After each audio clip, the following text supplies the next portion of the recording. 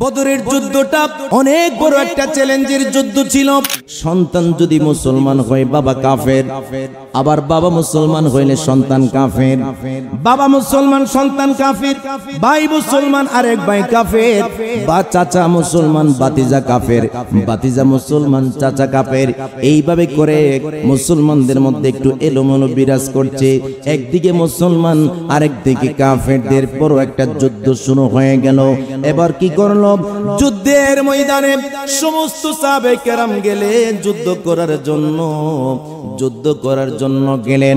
এবার হাদিসের মধ্যে এসেছে যুদ্ধের ময়দানে যাওয়ার পরে আমার নবীর একটা সাহাবী ছিল, ওই সাহাবীর নাম ছিল হযরত উবাইদ ইবনুল জাররাহ রাদিয়াল্লাহু তাআলা আনহু। চিৎকার মেরে বলতে হবে আল্লাহু আকবার। ওই সাহাবীর নাম হলো উবাইদ ইবনুল জাররাহ। নবীর প্রেমে বড় বিভোর ওই উবাইদ ইবনুল জাররাহ কাফেরদের সাথে যুদ্ধ করতে গেলেন। সমস্ত সাহাবে কেরাম কাফেরদের সাথে যুদ্ধ চলতেছে। এমন একটা সময় আত্মীয় স্বজন যখন কাউকে মারার জন্য প্রস্তুত হয়, তলোয়ার দিয়ে আঘাত করবে, ইন দি মিন টাইম দেখে কেউ কারো আত্মীয় হয়ে গেছে।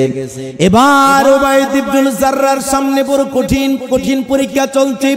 হঠাৎ করে যখন কাফেরদের মাঝে কচুকাটা করতেছে কাফেরদেরকে, ইন দি মিন টাইমে ওই উবাইদ ইবনুল জাররাহ দেখতেছে তার সামনে তার বাবা চলে এসেছে।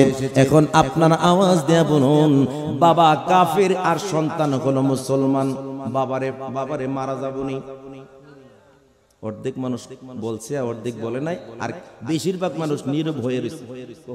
হুজুরই কোক কথা বলেন ঠিক কি নাম? বাবা কাফের আর সন্তান মুসলমান। উবাইদ ইবনুল জাররাহ রাঙ্গা তলোয়ারটা খুললেন, রাঙ্গা তলোয়ার কুশমুক্ত করলেন। কুশমুক্ত করার পরে দেখতে পাইলেন তার বাবার সামনে। বাবাকে দেখার পরে টেনশনের মধ্যে পড়ে গেলেন আর বলতে লাগলেন, হারে এই বাবার কোলেই তো কতই না আমি বড় হয়েছি, এই বাবা আমারে লালন পালন করেছে, বাবা আমারে হাতে ধরে ধরে বাজারে নিয়ে মজা খাওয়াইছে, এই বাবা ছোট্ট খানে কতই না আমাকে চুমু খেয়েছে, কত আমারে কষ্ট করে লালন পালন করেছি, নিজে না খাই আমারে খাওয়াইছি। ওই বাবার দিকে তাকায়া মায়া লেগে গেল, তরবারি গোটায় নিলেন। কিছুক্ষণ পরে ওনার ব্রেইনের মধ্যে এসে চাই হ্যাভ ডিটারমাইন্ড। উনি দৃঢ় সংকল্প করে বলতেছে, আমি দৃঢ় সংকল্প করে বলতেছি, উনি বলতেছে আমি যদি আজকে যদি মুসলমান এবং কাফেরদের মধ্যে যুদ্ধ চলতেছে, আমি যদি আমার বাবাকে ছেড়ে দেই, আর আরেকজন যদি তার দাদাকে ছেড়ে দেয়, আরেকজন যদি তার ভাইকে ছেড়ে দেয়, আরেকজন যদি তার চাচাকে ছেড়ে দেয়, তাহলে মুসলমানরা কি হবে? যুদ্ধের মধ্যে পরাজয় গ্রহণ করবে। এই জন্য কি করলেন? তলোয়ার যখন গুটায় নিলেন, আবার তিনি ঘুরে ফিরে দাঁড়ালেন, দাঁড়ায় তলোয়ারকে আবার কুশমুক্ত করলেন।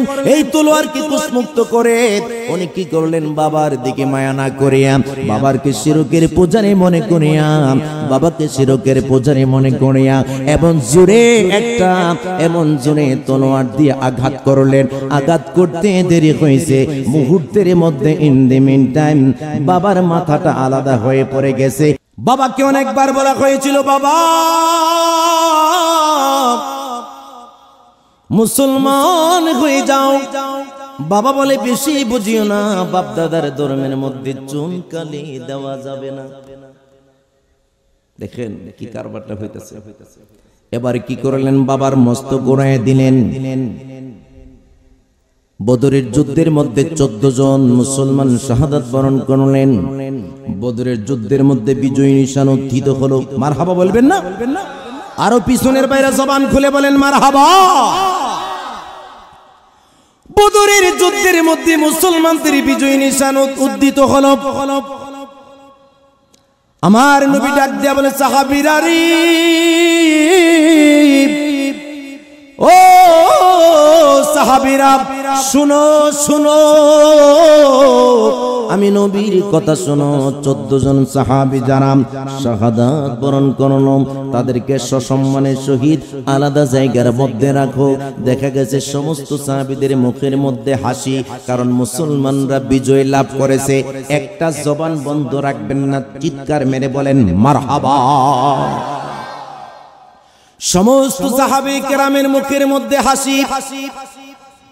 একজন সাহাবী উনি মাটির কোণার মধ্যে চোখের পানি ফালায়া বিনায়া বিনায়া কান্দে। আমার নবীজি ডাক দেয় কই সাহাবীরা রে, আমার উবাইদ ইবনুল জাররা কেন কান্না করে রে? উবাইদ ইবনুল জাররা রে আমি নবীর সামনে আনো। নবীজির সামনে আসলেন উবাইদ।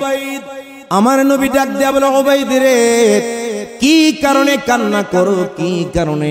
কোনো কষ্ট পাইলা নাকি? কেউ তোমাকে কোনো বকা দিল নাকি রে?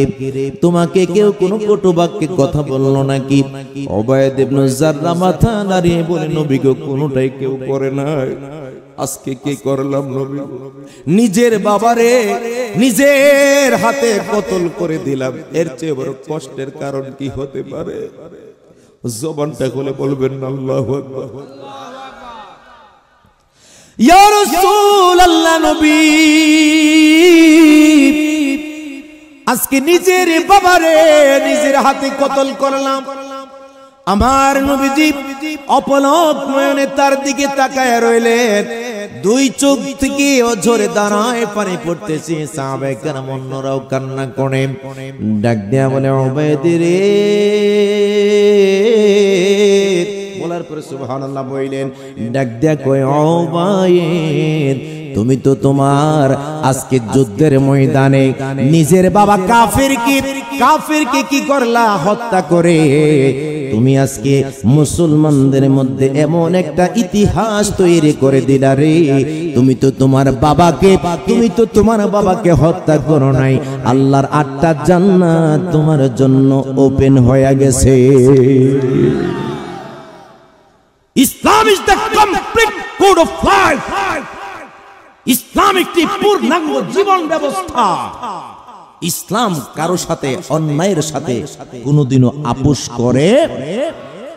আমি গতকাল মাহফিল করলাম সিলেট বাহুবল